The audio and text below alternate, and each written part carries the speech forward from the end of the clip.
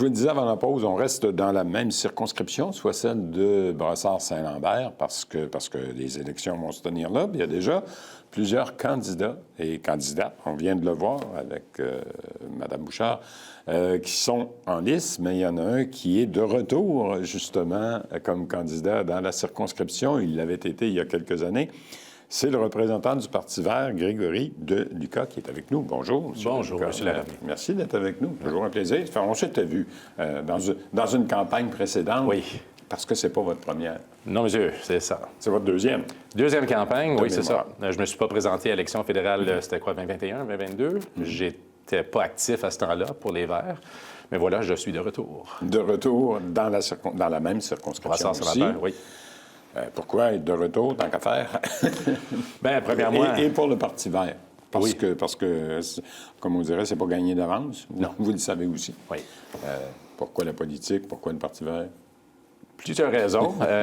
Bon, Dites-moi ça. premièrement, ben c'est ça, comme j'avais dit, en 2021, je ne me suis pas présenté. Il y avait, des complexités, des difficultés au Parti vert dans le temps. Puis aussi, moi, la famille, les enfants, tout ça, c'est une charge de travail assez lourde. Ben oui. Nouveau poste au cégep, au cégep Vanier. Oui, c'est vrai, j'ai vu ça.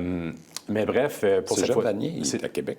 Cégep Vanier à Montréal. À Montréal, J'étais oui, au Cégep Champlain avant. Là, j'ai pris un nouveau poste au Cégep Vanier en 2021.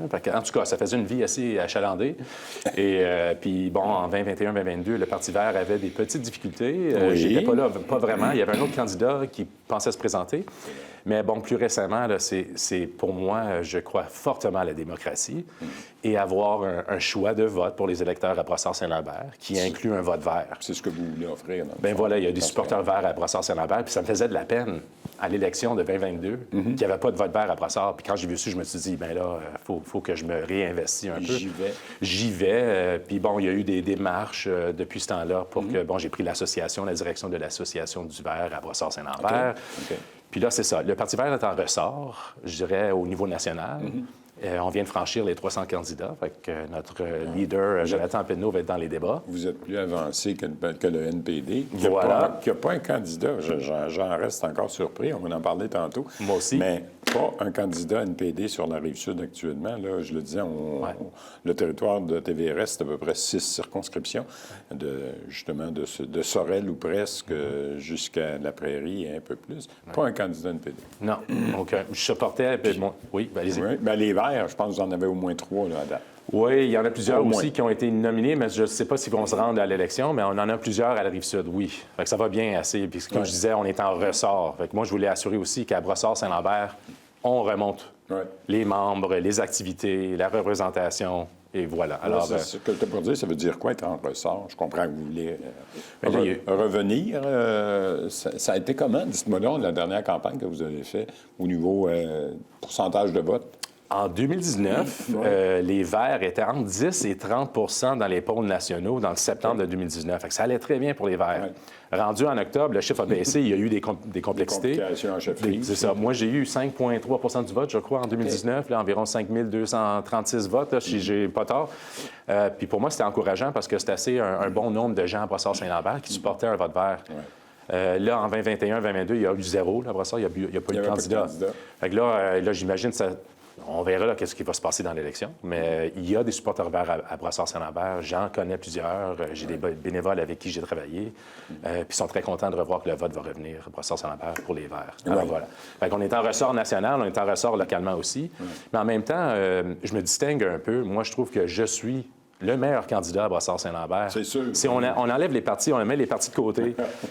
J'ai assez d'expérience de vie, consultant en affaires, enseignant, cadre dans les cégeps, et j'ai encore une énergie, je dirais, inébranlable.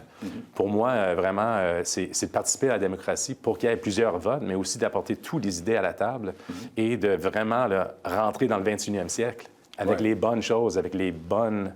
avec les bons objectifs. Les préoccupations environnementales, de toute évidence, puisque vous êtes du Parti vert. Oui, environnemental, mais pour moi, l'environnement, c'est un filtre par lequel voir tous les autres secteurs de la vie publique, privée, l'économie. Si on voit, bon, le développement de l'économie, le développement durable, l'agriculture, puis on regarde tout ça avec un filtre vert, tout ce qu'on voit, c'est du positif. Ça coûte pas cher faire du verre. Même, ça nous rapporte des sous. Bref, un petit projet que j'aurais pour Brossard Saint-Lambert, c'est d'avoir de la permaculture, des pommiers sur Tachereau, des framboises dans les stationnements. Mais justement, la mairesse a un projet de revitalisation Voilà. et de faire un véritable nouveau centre-ville du côté de Brossard. Quand vous parlez de Tachereau, Voilà. c'est un peu sa vision. Il faudrait la convaincre Exact. de mettre des fruitiers. Puis c'est ça que je propose aussi. Je suis en contact avec tous eux. Je connais Doreen très bien. Je connais Mme Mendez, qui a le siège en ce moment, très bien. Et moi, je proposerais à eux, peu importe qui gagne, une table locale de collaboration où est-ce que ceux qui ont voté pour moi sont représentés, ceux qui votent pour Soledad au Bloc sont représentés. On apporte nos idées à la table. C'est sûr que le gagnant s'assit à Ottawa, à la Chambre des communes, mais apporte tous nos idées. Puis c'est une raison pourquoi aussi je suis avec les Verts, c'est d'avoir la représentation proportionnelle. En 2015, les libéraux ont gagné. Ils ont promis que ce serait la dernière élection. Oui, ça, mais quand ils gagnent, c'est la même chose au provincial. Je pense à Jean-Pierre Charbonneau qui se bat depuis des années pour avoir une représentation proportionnelle aux élections. Mais à chaque fois qu'il y a un parti qui est élu puis au pouvoir, ça tombe entre deux chaises. Puis c'est pour ça que ça prend une énergie inébranlable. Un focus sur les objectifs qui sont, je vous dirais, les bonnes. Moi, je pense toujours au serment d'Hippocrate. Je ne sais pas si c'est populaire comme idée, là, mais le serment d'Hippocrate, c'est une promesse que les médecins vont prendre pour dire, premièrement, je ne sais pas si je vais faire du bien, mais premièrement, je ne ferai pas de mal. C'est ça, c'est mon objectif, de faire du bien. Voilà, puis moi, j'aimerais que ça s'étende partout dans le secteur éducatif, dans le secteur des sciences et dans le secteur des politiques. La gouvernance. Dites-moi donc, est-ce que vous avez déjà soumis votre idée? Là? On parle de permaculture puis d'arbres fruitiers un peu partout. Oui. Vous en avez déjà parlé avec Alexandra Mendez? Parce qu'elle est députée depuis, je pense, près de 10 ans. Non, mais comme je disais, c'est ça, je me réactive là, en politique. Là, je deviens de plus en plus actif. Mais c'est ça, moi, je lui ai contacté la semaine passée, puis je lui ai proposé, j'ai dit, garde, je me présente encore une fois, rebonjour, mais en même temps, je supporte. Puis moi, je ne suis pas là pour faire de la chicane avec personne. Je suis là pour travailler avec les autres. Toutes les partis ont des bonnes idées et des bons objectifs. Ouais. C'est sûr qu'il y a des différents points de vue, comme des points d'entrée un peu différents. Fait que non, j'en ai pas parlé à date, mais puis vous savez, je ne sais pas, là, pour sa campagne, ça ne sera pas exactement la même chose. J'attends un peu voir les résultats, mais on disait tantôt qu'elle combat un cancer. Voilà. C'est connu. Oui, fait que je lui laisse avec sa gang un peu pour l'instant, mais on va voir les résultats de l'élection. Puis en ressortant de ça, je les contacte toutes. C'est rendu des amis, des gens que je connais bien, pour leur proposer des idées comme la table de collaboration et, bon, c'est ça, de l'agriculture locale à Brossard-Saint-Lambert. Pour faire face aussi au défi qui est dans le sud, là, avec Trump. C'est ce que j'étais pour dire, surtout dans le contexte actuel. Là, ça doit influencer également vos positions en tant que parti politique. Ça prend un Canada fort, très fort. Puis j'interpelle les Québécois là-dedans aussi. Il faut devenir très fort au Québec, il faut devenir très fort au Canada. Il faut produire des ressources locales sans avoir une dépendance sur les Américains. C'est clair. C'est ce qu'on espère, c'est ce qu'on souhaite. La conjoncture des 50 dernières années a fait en sorte qu'on était pas mal plus dépendants, mais tout allait bien. Oui. Alors, puis c'est facile parce que c'est nos voisins immédiats. Oui. Cela dit, les derniers mois ont démontré que c'était plus nécessairement des partenaires fiables. Alors, il faut réajuster le tir. Voilà. Et qu'est-ce que ça prend maintenant, je crois, au Canada, au Québec? C'est de produire, bon, des fruits et des légumes, je veux dire, locaux, parce qu'on ne veut pas dépendre des États-Unis, bon, durant les mois d'hiver. Il y a des installations de serre. Vous en avez à Brossard. Il y en a qui font des fraises. Voilà, il faut les développer. Puis moi, j'ai toujours dit, pour ce qui est de l'environnement, ça fait le 50 ans dont vous parlez, ça fait 50 ans qu'on nous demande de faire du recyclage, de diminuer notre consommation, de diminuer notre dépendance sur l'huile et tout ça. Mais je n'ai pas vu au niveau fédéral un investissement important, ou même ambitieux, de faire un peu comme on a fait dans les années 70, les années 60 au Québec. Hydro-Québec, René Lévesque, là, génial. Là, on a trop d'énergie propre, une énergie verte, qu'on vend aux États-Unis. Pourquoi on n'a pas fait ça au Canada, en général, au Manitoba, au Saskatchewan, en Alberta?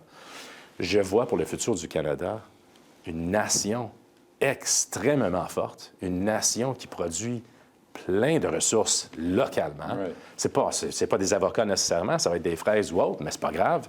On peut se soutenir localement, même on peut briller d'énergie et de produits qu'on peut vendre autour du monde pour être une nation prospère. Que ce soit les libéraux ou le NPD ou les Verts, pour moi, c'est pas si grave. C'est qu'on se collabore, qu'on se communique, puis on se rejoint au lieu de se diviser. Fait que c'est une des raisons que j'étais avec les Verts où on veut dire je supportais Mendes parce que, on est dans un moment historique que le Canada doit se rassembler. Et je vous dirais que les Québécois, là, les gens de Brossard-Saint-Lambert, les gens de Montréal, les gens de Québec, on est les Canadiens originaux. C'est ici que le Canada est né. Oui. On retombe il y a 100 ans, c'était les Canadiens, les Canadiens de Montréal. Aujourd'hui, oui, c'est ça, c'est les Canadiens de Montréal Puis c'est ça, puis je voudrais revoir qui nous font un peu. vibrer. Voilà. Effectivement. Un plan de match pour la campagne? Oui. Parce qu'il reste, 25 jours à peu près? 25 jours, c'est une élection assez rapide. Oui, ça cette va fois-ci. vite. Ça va vite. Bien, plan de match, pour moi, c'est d'être le plus actif possible dans les entrevues. Merci, M. Laramé, de m'avoir invité ici aujourd'hui. Il y a ça. De participer dans les débats. Beaucoup de Est-ce porte-à-porte. qu'il va y en avoir? Ça, bien, Localement, j'attends. j'ai rien vu passer, moi. Puis- J'attends pour la Chambre de commerce de Brossard. J'ai participé à leur débat en Ça, c'est 2019. l'Association des gens d'affaires. Oui, voilà. Fait que là, j'attends un peu là-dessus. OK. C'est sûr que je suis un peu moins actif qu'en 2019 parce que, bon, la gang de bénévoles est un peu plus petite. Moi, je suis plus occupé avec d'autres. Mais voilà, le vote vert sera sur le bulletin. Je me présente dans toutes les représentations. C'est ça. Le choix va être offert. Le choix va être là. Parce que vous le disiez, la dernière élection à laquelle vous avez participé, vous avez eu plus ou moins 5 Oui. Ce serait un petit peu utopique ou illusoire de penser que le Parti vert va être élu dans Brossard-Saint-Lambert. C'est ce que vous souhaiteriez, j'en suis persuadé, mais quand même. Bien, c'est ça, encore une fois, je me distingue un peu de dire que je suis le meilleur candidat à Brossard-Saint-Lambert. Les gens me connaissent en ce moment. J'ai de l'énergie. Puis, bon, on met le Parti vert ou les partis libéraux, Parti bloc, n'importe quel, à côté pour un moment. C'est qui le candidat local qui vous fait vibrer le mieux? Là? C'est qui le candidat local que vous aimez le plus? Oui, il y a le parti, mais il y a le candidat aussi qui va rapporter les besoins des gens de la circonscription à Ottawa. Puis c'est une de mes promesses que je fais aux électeurs. Je vous écoute. J'ai plein d'idées, c'est clair, mais je vous écoute premièrement. Moi, c'est une représentation presque directe que je voudrais faire à la Chambre des communes. Oui. C'est pour ça, encore une fois, que je propose la table de collaboration. Si je gagne pas, c'est pas grave. On s'entend, on se rencontre 2 fois par année, on apporte toutes les idées. Puis le gagnant, que ce soit Soledad ou que ce soit Mme Mendes, c'est pas grave, la personne rapporte ces idées-là à la Chambre des communes. On verra bien pour la suite. Oui. Comme je disais, encore une fois, à l'ensemble des candidats qui passent ici, bonne campagne. Merci. On verra si les électeurs de votre circonscription disent que c'est Greg Deluca qui est le meilleur candidat. Merci, M. Laramé. Bonne campagne. Merci beaucoup d'avoir été avec nous. Merci. On s'en va à la pause. Au retour, c'est notre analyste politique, Paulo Dantas, qui est avec nous pour faire le tour un petit peu de ce qui s'est passé au cours de la dernière semaine. Il y en a eu beaucoup, alors on en parle avec lui. À tout de suite.